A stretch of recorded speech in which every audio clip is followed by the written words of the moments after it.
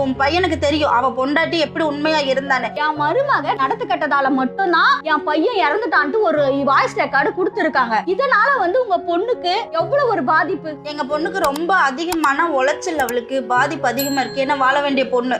நான் என்னங்கிறேன்னா அவன் எப்படி இறந்தான்னு உன் மனசாட்சிக்கு தெரியும், எங்களுக்கும் தெரியும், கடவுளுக்கு தெரியுது. அவன் தானா ஸ்பீட்ல ஓவர் ஸ்பீடு கண்ட்ரோல் பண்ண முடியல, அடிச்சது ஸ்பாட் அவுட். நீ இந்த பொண்ணை கேட்டதுக்கு விளக்கம் கொடுக்கணும். ஏன் நடத்த கெட்டவன் சொல்லியிருக்க, எதை வச்சு நீ அந்த வார்த்தையை சொன்ன? இன்னைக்கு உன் பையனுக்கு தெரியும் அவ பொண்டாட்டி எப்படி உண்மையா இருந்தானே. நீயே சொல்லியிருக்கே 1.25 வருஷம் என் வீட்டுலதான் இருந்தானு. ஒரு நடத்த கெட்ட பொண்ணை 1.25 வருஷம் உன் கூட நீ வச்சிருக்க.